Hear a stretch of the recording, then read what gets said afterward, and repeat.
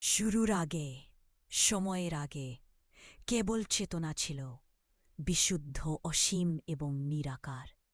এই চেতনা আলো ছিল না, অন্ধকার ছিল না, শব্দ ছিল না, নীরবতা ছিল না। এটি ছিল বিশাল শূন্যতা, তবু সমস্ত অস্তিত্বের উৎস। এই চেতনা হল শিব। শিব কোনো সত্তা হিসেবে অস্তিত্বশীল নন, কারণ তিনি অস্তিত্বের বাইরে। তিনি নড়াচড়া করেন না, কারণ তিনি গতির বাইরে। তিনি কেবল আছেন। তার নীরবতা থেকে মহাবিশ্বের স্পন্দন উদ্ভূত হয়। তার একটি মাত্রা নিঃশ্বাস সৃষ্টির জন্ম দেয়। তার একটি মাত্রা নীরবতা সমগ্র বাস্তবতাকে বিলীন করে দেয়। তিনি যখন চলাফেরা করেন, তখন মহাবিশ্ব জাগ্রত হয়।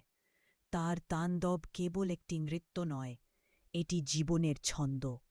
তার দামরুর প্রতিটি তাল মহাবিশ্বকে গঠন করে। তার প্রতিটি পদক্ষেপ রূপান্তরের শিখাকে প্রজ্বলিত করে। তিনি স্রষ্টা, রক্ষাকর্তা, ধ্বংসকারী, কিন্তু সর্বোপরি তিনি বিশুদ্ধ চেতনা, মায়া দ্বারা অস্পৃশ্য। কিন্তু এই ঐশ্বরিক নৃত্যের মধ্যে একটি পর্দা নেমে আসে, একটি বিরাট মায়া।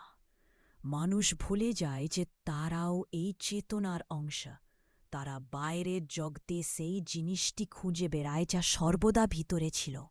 তারা ভুলে যায় যে তারাই শিব। তবুও কেউ কেউ মনে রাখে, কেউ কেউ মায়ার বাইরে সত্যের সন্ধান করে। তারা শিবের মতো নীরবে বসে থাকে। তারা মনকে নীরব করে, আত্মাকে মিলিন করে এবং ভিতরের অসীমকে জাগ্রত করে। এবং সেই মুহূর্তে তারা বুঝতে পারে তারা সর্বদা শিব ছিল। তুমিও সর্বদা শিব ছিলে। শিব মন্দিরে বা মূর্তিতে নেই। শিব উপাসনার জন্য কোনো দেবতা নন, বরং উপলব্ধির জন্য একটি অবস্থা।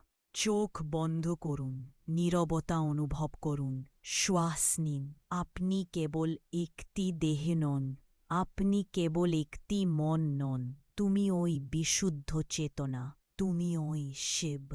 যদি এই গল্পটি আপনার মনে দাগ কেটে থাকে, তাহলে সাবস্ক্রাইব করুন এবং জাগরণের যাত্রা শুরু করুন। ওম নমঃ শিবায়।